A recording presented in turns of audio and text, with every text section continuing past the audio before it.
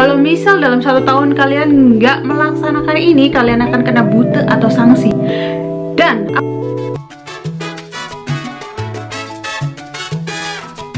halo guys, welcome back to my channel bersama aku Eliwens. So, jika teman-teman baru nemuin channel YouTubeku ini, terus mau tahu siapa sih Eliwens ini, teman-teman bisa klik link video di pojok, ditonton dulu videonya untuk Yatunomi. Terus setelah itu, yang belum subscribe, ayo cepetan di subscribe.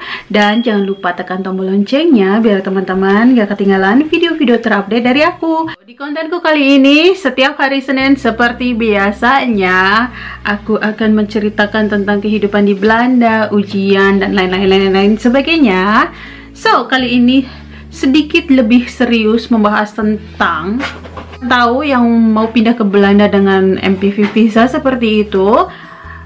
Ya, aku menceritakan atau sharing yang telah aku lalui ya teman-teman. Jadi berdasarkan pengalamanku dan aku simpulkan di kontenku. Kurang lebihnya mohon maaf. Terus jika teman-teman ada tambahan nantinya kalian bisa komen aja di bawah. So, apa sih yang akan aku bahas kali ini?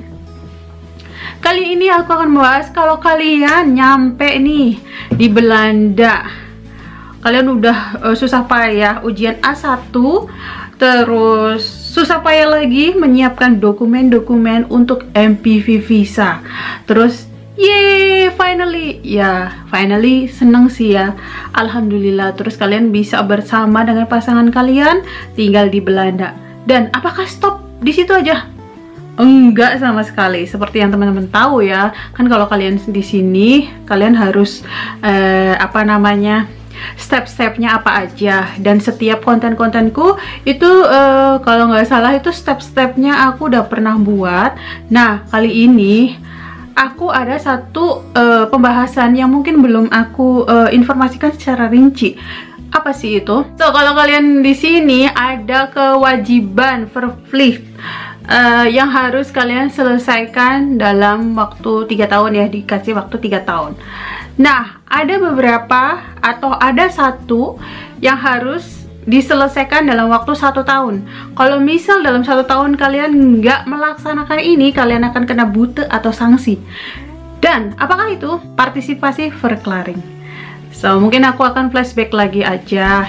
Ada 7 eksamen. Kalau aku kecepatan, mohon maaf. So, ada 7 eksamen yang harus diselesaikan. Itu diantaranya, aku baca aja ya, barangkali ada yang kelewat. Ada Lesen, Lausteren, Schrijven, Spreken, KNM, kalau kalian tahu ya. Terus ONA, dan ada yang tadi yang aku sebutin yaitu partisipasi verklaring. Nah, selain partisipasi verklaring yang keenam itu kan dikasih waktu selama 3 tahun. Jadi ya nggak apa-apa lah, kita bisa leye-leye selama nunggu 3 tahun. Kalian masih ada waktu untuk melaksanakan ujian itu. Nah, tapi kalau partisipasi verklaring tidak bisa dalam waktu 1 tahun, harus dilaksanakan, kalau nggak bisa kena bute. So, apa sih itu partisipasi verklaring? Participation statement di dalam apakah ada apa ya namanya di society gitu loh. Jadi istilahnya pengenalan society, gimana sih kehidupan di Belanda, terus ada agama apa aja misal, terus ada politiknya gimana, pokoknya tentang ya salah satu integration ya. Tapi partisipasi verklaring ini dilaksanakan setelah Oktober 2017. Jadi ya baru 3 tahun ini itu wajib. Kalau menurutku sih ya, dan aku dengar mungkin sebenarnya ini dilakukan untuk vluchtelingen, untuk refugee. Jadi ya mungkin ini sebagai rahasia umum, banyak refugee yang mungkin kurang bersosialisasi di Belanda. Jadi akhirnya setelah 2017 itu Oktober ditetapkanlah partisipasi verklaring ini, dan itu wajib. Jadi kalau kalian datang di Belanda lebih dari, ya of course kalau aku ngomong seperti ini jadi 2020 ya, atau 2021 misal ada yang nonton video aku belum ada perubahan, jadi itu ikut partisipasi verklaring. Oke teman-teman, aku mungkin bacakan aja ya untuk partisipasi perklaring. Mohon maaf kalau misal ada kekurangan. Jadi kalau kalian udah di sini terus mungkin udah 7 bulan atau 6 bulan, terus kok aku nggak ada informasi ya tentang partisipasi perklaring ini, kok nggak ada surat seperti itu. Nah itu bagaimana gitu kan? Itu biasanya dikirimkan oleh Duo semua informasi tentang ujian-ujian apa aja, dan kalian juga bisa mengecek. Jadi jangan mengandalkan surat dalam bentuk fisik aja, kalian harus rajin-rajin mengecek di main inburgering di Duo itu. Terus kalian bisa login dengan di HID kalian kan di situ. Jadi kalian rajin-rajin aja. Nah untuk partisipasi perklaring ini biasanya nanti dari Kementerian masing-masing tempat di mana tempat kalian tinggal itu akan mengirimkan ke kalian. Nah kalau 7 bulan belum dapat, itu emang artinya mereka belum mengirimkan. Waktu itu aku kok tanya ya sama Kementerian kok belum dapat suratnya. Ternyata setelah 8 bulan aku baru dapat surat itu, surat undangan untuk mengikuti partisipasi perklaring itu. Jadi sekitar 9 bulan aku di sini, aku baru mengikuti partisipasi perklaring itu. Nah biasanya partisipasi perklaring ini biayanya adalah 150 euro. Tapi aku dengar-dengar sih ada beberapa daerah yang gratis. Tapi di sini aku tuh nggak tahu ya gratis atau enggak. Tapi setahuku itu tuh bayar. Kalau misal mereka bilang gratis, mungkin ya aku tanya-tanya gitu, mungkin itu kwitansinya atau tagihannya itu di ditagihkan ke Duo. Mungkin orang itu punya loan, punya pinjaman ke Duo, terus ditagihkan langsung ke Duo. Jadi nggak bayar sepeser pun, tapi nantinya akan bayar. Artinya nyicilnya bayarnya ke Duo gitu. Setelah proses semua inburgering, lulus semua, dapat diploma dan bla bla bla, nanti nyicil ke Duo seperti itu. Jadi so far ya pernah aku tanya apakah benar ya gratis gitu, terus mereka sih jawabnya seperti itu. Terus aku kayak oh oke, berarti mungkin seperti itu ya teman-teman. Jadi kalau mungkin nggak gratis ya aku nggak tahu. Pokoknya kalau teman-teman ada pengalaman lain bisa aja komen di bawah. Tapi pernah aku tanya orang yang ya berkompeten ya pokoknya di sana, bilang sih seperti itu ya. Mungkin itu nggak gratis, tapi kwitansinya itu langsung ditagihkan ke Duo atas nama orang tersebut. Jadi nantinya itu masuk pinjaman untuk orang tersebut, dan orang tersebut nantinya akan bayar nyicil seperti itu. Jadi kalau gratis sih nggak tahu ya. Kalau aku bayar 150 euro gitu. Di dalam partisipasi perklaring ini apa aja sih yang dibahas? Seperti yang aku tadi informasikan, dibahas tentang semua orang di Nederland itu equal atau sama gitu loh. Jadi nggak ada diskriminasi atau apa, pokoknya semuanya sama teman-teman. Di sini aku akan memperlihatkan ini adalah materi pas aku partisipasi perklaring. Di sini bisa ada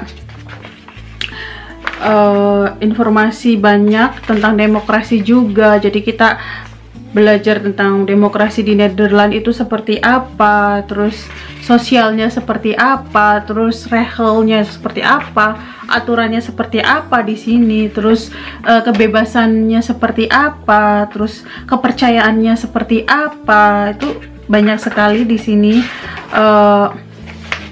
Ini semua aku dapat satu map ini, terus kita saling membaca bareng-bareng. Terus ada soliditasnya tuh gimana, terus pekerjaannya tuh gimana. Jadi sebenarnya banyak banget yang dipelajari di sana. Waktu itu aku kalau nggak salah ya itu berlangsung selama 2 jam atau 2 jam setengah ya, hampir 3 jam seperti itu. Karena aku mulai kayaknya 2 jam setengah deh. Terus di sana ada dosennya udah agak tua seperti itu, udah usia 70 tahun. Terus di situ kita ya cara menjelaskannya tuh nggak seperti ini, maksudnya dengan cara yang lain, misal dengan game seperti itu. Jadi kita nggak boring gitu loh selama 2,5 jam kalau nggak salah, atau 2 jam, aku lupa. Itu macem-macem gitu loh, nggak kayak di kelas terus serius banget, enggak, tapi kita bisa bermain juga gitu. Jadi ya banyaklah teman-teman semuanya. Misal ada contohnya, kalau misal kita ada yang kecelakaan di jalan, apa yang kita harus lakukan? More or less sih kayak pelajaran KNM ya, menurutku more or less kayak pelajaran KNM yang aku pelajari di sekolah, tapi ini kayak shortnya, workshopnya. Jadi short time gitu loh, waktunya dipendekkan. Tapi teman-teman, untuk Vluchtelingen, untuk refugee banyak juga ada sih ya, teman satu kelasku itu refugee juga. Dia tuh kayak 1 minggu tuh 1 kali kalau nggak salah, atau 1 minggu 2 kali seperti itu. Jadi nggak cuma 1 kali aja. Nah, kenapa sih seperti itu? Mungkin perlakuannya berbeda karena dia refugee. Jadi di ekspektasi pemerintah Belanda itu menginginkan refugee itu lebih lebih memberikan sesuatu ke society gitu loh.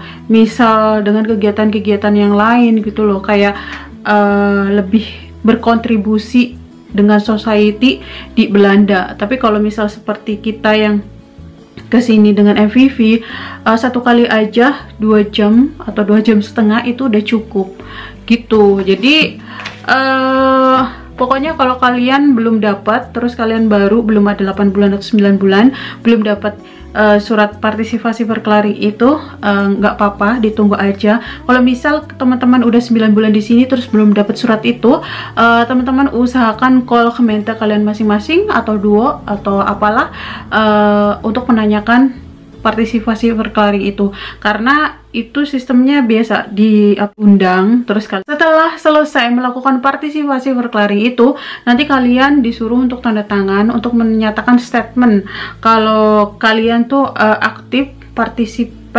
partisipasi kalian di society Belanda, kalian sudah aktif dan sudah ada kontribusinya. Terus nanti keluarlah sertifikat itu. Dan sertifikat itu kalian juga ya harus respect dengan warga Belanda ya semuanya. Misal gini teman-teman, ada sih pas aku ada debate gitu, argu di pas partisipasi verklaring itu kan kita ada permainan. Terus salah satu contohnya gini, kita suruh semua dikasih kertas, pilih pondasi kalian dalam hidup tuh apa gitu loh. Ada pondasi agama, keluarga, uang, pekerjaan, pokoknya banyak banget. Terus hobi kayak seperti itu pokoknya. Nah, masing-masing orang kan pastinya beda ya teman-teman, apalagi misal di Belanda mungkin beda lagi. Nah, waktu itu aku pilih pondasi dalam hidup aku yang pertama itu adalah agama. Nah, baru keluarga gitu loh. Jadi dan baru yang lain. Nah, waktu itu dosenku itu argu gitu loh, maksudnya kok berarti kamu nggak cinta sama ibu kamu, berarti kamu gini. Terus kenapa dalam Islam kayak gitu. Nah, aku tuh tipe orang yang mungkin idealis. Terus kalau aku percaya sesuatu, aku akan mempertahankan kalau aku itu kalau menurutku itu benar gitu loh. Terus aku di situ debat panjang sama dosennya sampai aku tuh kayak nggak enak. Debatnya aku pakai bahasa Inggris karena lebih complicated gitu loh. Aku bahasa Belanda waktu itu kan ya masih minim, dan ini juga masih minim sebenarnya, tapi itu menyangkut agama dan kepercayaan aku gitu loh. Akhirnya aku debat di sana. Nelly, in the end aku bilang I respect your choice. Aku menghargai pilihan kamu. Aku nggak interrupt apapun yang terjadi di sini. Aku bilang gitu. Aku benar-benar menghargai apa di kehidupan Belanda ini, aku bilang. Tapi prinsipku ya seperti ini gitu. Jadi menurut aku fondasi dalam hidupku yang pertama adalah agama, ya agama gitu loh. Terus selanjutnya keluarga, bla bla bla, ya ini aku gitu loh. Terus agak bahas lebih ke, bukan rasis sih teman-teman, aku gini ya, ke siapapun ya, kalau misal bahas sesuatu yang istilahnya prinsip, aku juga orangnya agak idealis seperti itu. Aku akan fight gitu loh, walaupun ya beliau udah tua, tapi ya fightnya dengan sopan gitu kan teman-teman. Jadi aku tuh nggak suka kalau misal ada orang yang kayak mau, bukan menjelekan sih, lebih kenapa kamu seperti ini, kenapa ini gitu loh. Jadi kenapa Muslim tapi misal kamu nggak berhijab seperti itu, terus kenapa kamu harus pilih Islam, misal seperti itu, kenapa ini gitu. Terus ada pertanyaan, bilang kan sejajar ya cewek dan cowok, kenapa orang sholat imamnya tuh harus cowok? Aku di situ tuh seperti apa ya, merasa terpojokan, tapi gimana gitu loh. Masa aku harus buka Al-Quran terus menjelaskan alasannya ini, kenapa yang jadi imam tuh harus cowok, kenapa dalam masjid tuh imam tuh cowok nggak cewek gitu loh. Jadi perdebatan seperti itu yang apa ya, aku ya ilmu agama masih cetek, tapi in the end bukan aku gimana ya, udah panjang juga debatnya, aku males juga kalau orang mungkin udah nggak percaya agama seperti itu atau mungkin nggak tahu, panjang ya. Kalau dia mau tanya yang lebih lanjut, tanya ke Ustadz atau ke Habib lah, silakan gitu loh, jangan ke aku gitu. Tapi please lah, respect what my choice gitu loh. Jadi waktu itu tuh agak gimana gitu loh. Jadi aku tuh kayak ya emang sih mungkin orang-orang bilang atau mungkin dosenku atau aku tuh orangnya pendiam, tapi kalau ada seperti itu yang nggak bener, menurutku nggak bener ya teman-teman, karena ini udah memojokkan, dan banyak sekali pertanyaan-pertanyaan debat yang memojokkan banget gitu loh tentang agama Islam, tentang apa dan lain-lain seperti itu. Pokoknya aduh, aku tuh emosi waktu, padahal di situ ada banyak kayak misal Maroko, ada bukan Maroko, pokoknya orang berhijab gitu loh, tapi dari negara mana aku lupa. Di situ cuma kok mereka diem aja gitu, aku kayak gitu loh. Jadi aku debat di situ. Jadi misal nih teman-teman mengikuti partisipasi verklaring terus menemukan seperti itu, kalian ini aja ngomong, speak up aja gitu loh. Jadi nggak masalah, dan di sini juga udah biasa kok argu-argu seperti itu. Pokoknya jangan sampai mungkin prinsip kalian digoyahkan seperti itu karena kalian tinggal di sini. Toh misal ya aku tinggal di sini juga aku respect pilihan kalian. Aku respect misal di sini ada maksudnya kayak mungkin nikah sesama sesama jenis seperti itu. For me pilihan mereka ya silakan gitu. Aku nggak mau, bukan aku nggak mau tahu, tapi ya itu kan pilihan hidup masing-masing ya seperti itu. Jadi ya jadi panjang lebar. Jadi aku ingat lagi ya teman-teman, karena dimanapun teman-teman berada, kalau menurut teman-teman itu nggak benar, kalian bisa speak up aja, nggak masalah. Kalian tinggal dimanapun, selama kalian prinsip kalian benar, menurut kalian benar, ngomong aja gitu loh. Jadi kayak aku pun kayak debat gimana gitu.